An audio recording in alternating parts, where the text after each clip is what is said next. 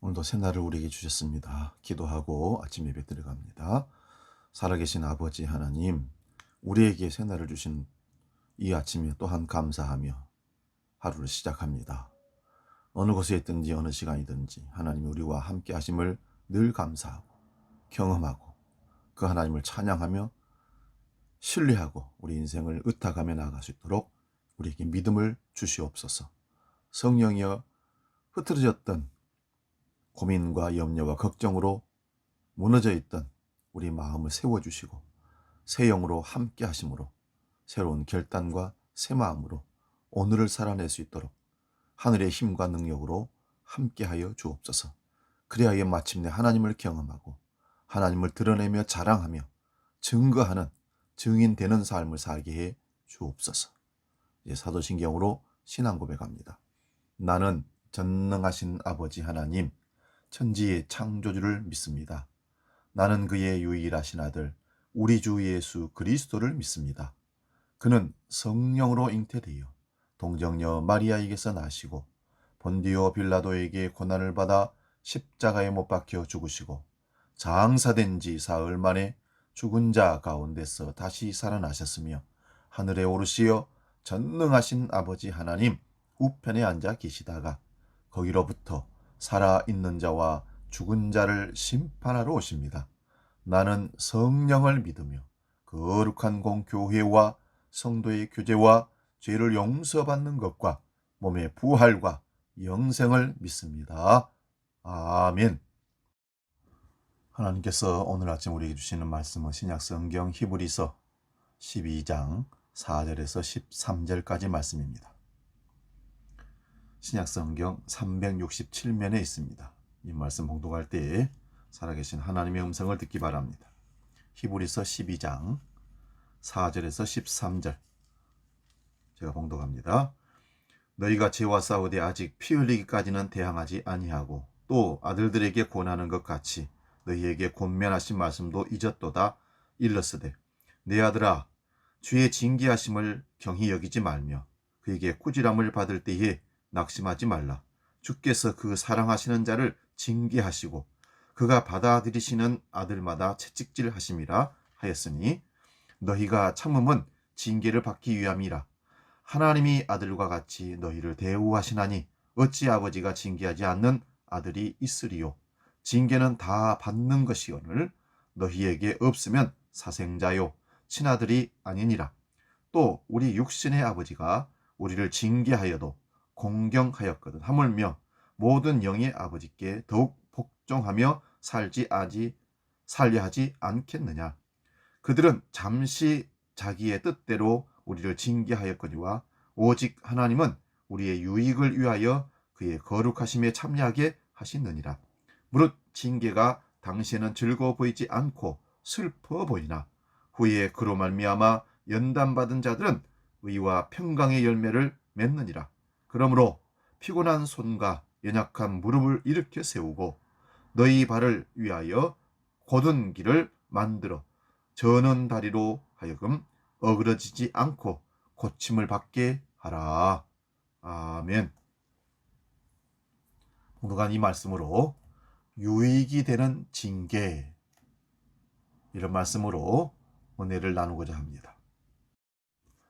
하나님께서 우리를 심판하신 데는 두 가지가 있습니다. 하나는 징계가 있고 두 번째는 버림이 있습니다. 징계는 버리기 전에 마지막 지순의 하나님의 채찍이라고 할 수 있습니다. 그래서 이 징계는 우리를 유익하게 만드는 것입니다. 그래서 징계, 유익이 되는 징계에 대해서 말씀을 나눕니다. 사도행전에는 예루살렘 교회가 어려움이 처했을 때 소아시아, 유럽 여러 교회들이 마음을 모아서 모 교회인 예루살렘 교회를 도왔던 그런 기록이 있습니다. 교회의 공교회성을 보여주는 것입니다. 각자 개의 교회가 아니라 하나의 지체라는 사실을 보여준 겁니다. 우리 한국교회는 다시 이런 측면에서 시작할 때입니다. 큰 교회, 작은 교회, 교단과 상관없이 돕고 세워주고 격려해주고 함께하는 공교회성의 회복이 필요합니다. 가장 낮은 자리에서 예수님의 십자가 정신을 꼭 붙들고 교회되는 놀란 역사를 만들어갈 때입니다. 베드로전서는 베드로전서 1장 1절에서 믿음의 사람들을 흩어져서 사는 나그네라고 합니다. 그리고 택하심을 받은 사람들 이렇게 표현합니다. 나그네 길 위의 사람이라는 것이 나그네입니다. 잠시 우정을 나누기 위해서 사람들 곁에 머물지만 궁극적인 목표점을 향해서 나아가는 것이 사람입니다. 바울 사도는 기독교인의 실존을 빌립보서 3장 1절에서 뒤에 있는 것을 잊어버리고 앞에 있는 것을 향하여 나아간다, 쫓아간다. 그래서 달려가는 삶이라고 표현하고 있습니다. 한마디로 기독교인은 세상에 있으나 세상에 속하지 않은 사람들, 곧 죄의 유혹과 맞서 싸우는 사람들입니다. 우리는 세상의 가치관을 맹목적으로 따르지 않습니다. 길들여지지 않는다는 그런 말입니다. 물론 이 세상에서 누릴 것을 다 누리고 사는 사람들에게 이런 사람들은 눈에 가시 같은 사람들이죠. 그들의 불의에 공모하기를 거부하고 자기들의 어두움을 오히려 드러내기 때문에 그렇습니다. 진실하게 믿는 사람들은 조롱받고 천대받고 사회적 박해를 받아왔습니다. 오늘 본문 4절에서 히브리서 기자는 고난의 현실 앞에서 어쩔 줄 모르는 이 교인들을 향해서 여러분은 죄와 맞서 싸우지만 아직 피 흘리기까지 대항한 일은 없습니다 라고 말합니다. 믿음은 계산이 아니라 헌신입니다. 믿음으로 산다는 것은 자기 욕망과의 싸움인 동시에 우리를 길들여 가려고 하는 세상에 맞서는 것이 믿음입니다. 바울 사도는 거짓 사도들에게 미혹당하고 있는 교인들에게 바른 신학을 가르치면서 이론이 아니라 상처 입은 자신의 몸을 보여줍니다. 피 흘릴까지 싸웠던 자기의 몸을 보여주는 거예요. 갈라디아 6장 17절에 보면 이제부터는 아무도 나를 괴롭히지 마십시오.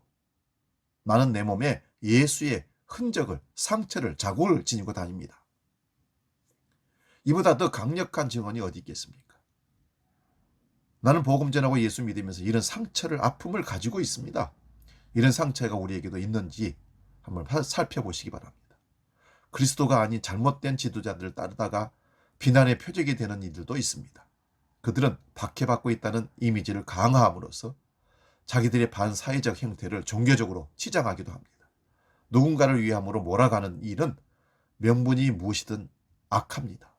분별이 필요합니다.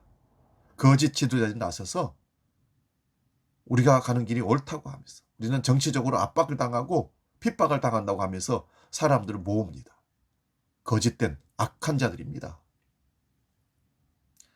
그리스도를 따른다 하면서도 그들은 우리 마음에는, 우리 생각에는, 우리 인격에는 아무런 관심이 없습니다.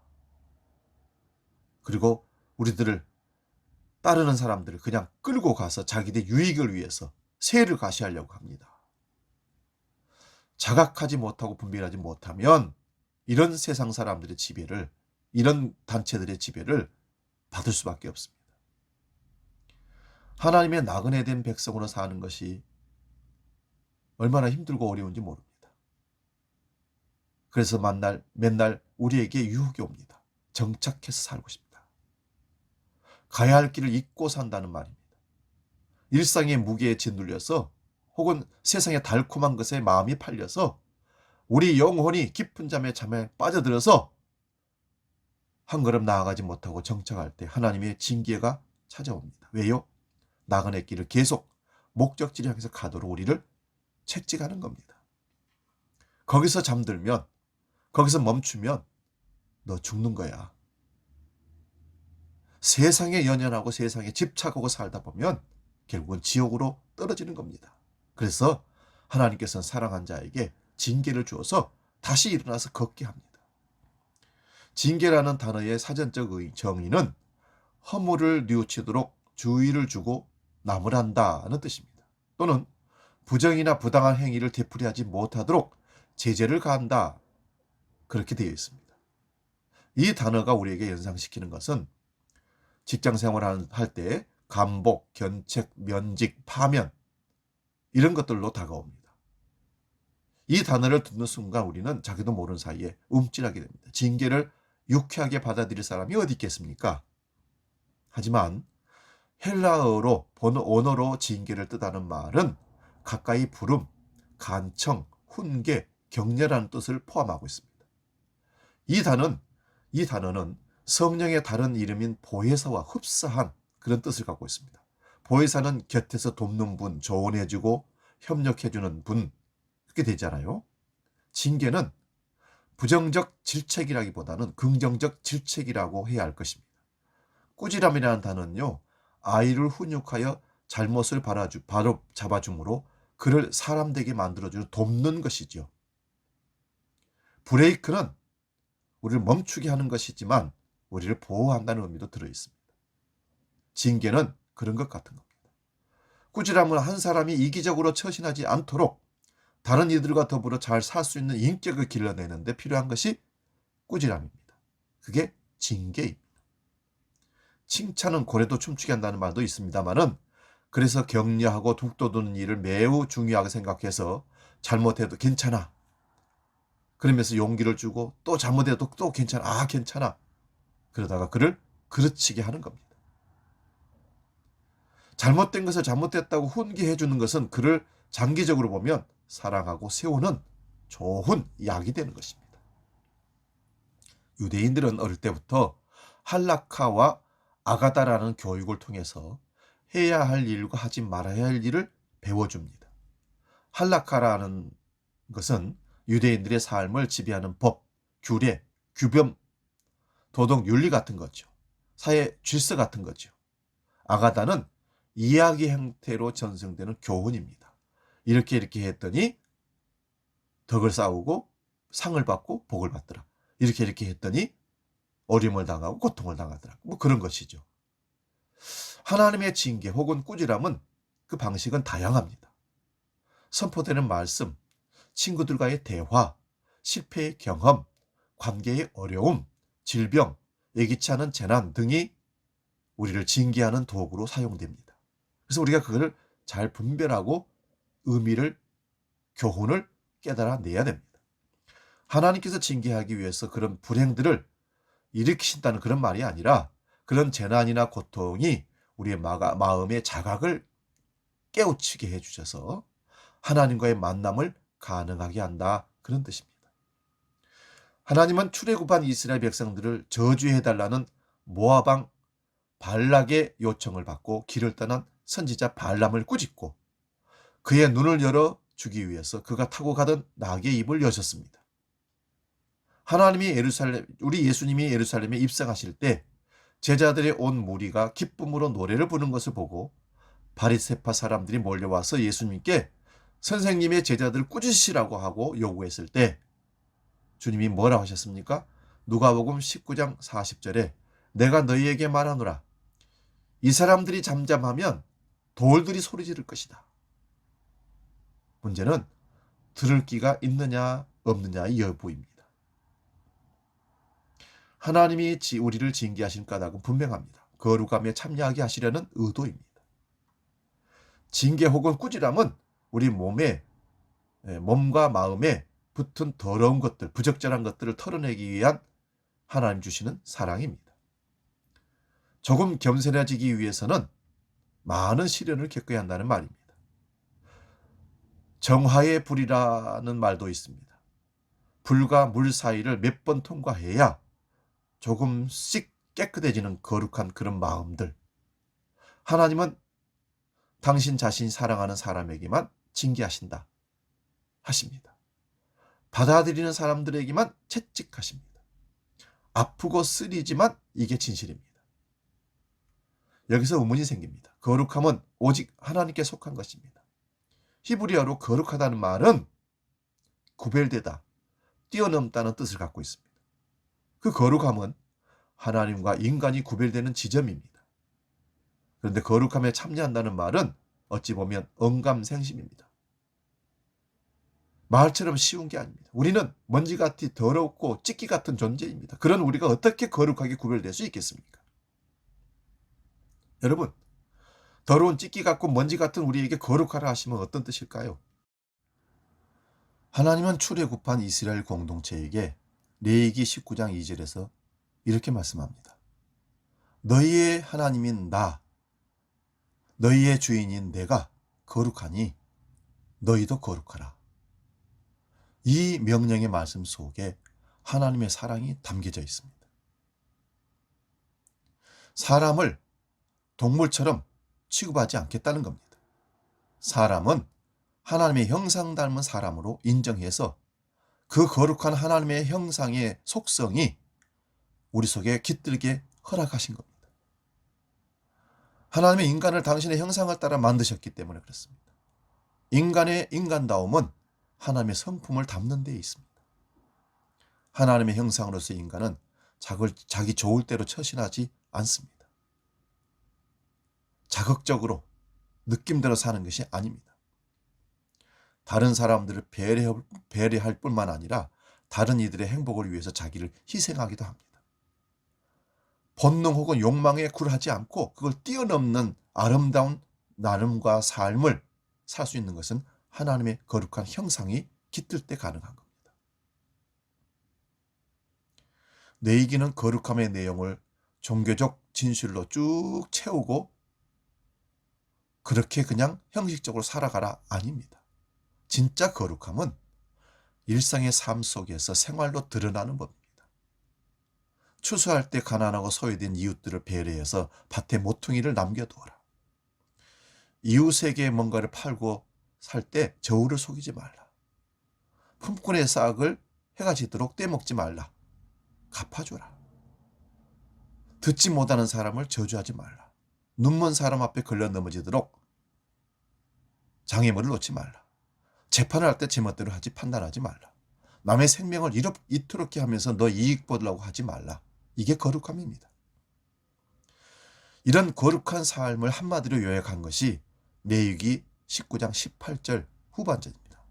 너는 너의 이웃을 내 몸과 같이 사랑하라.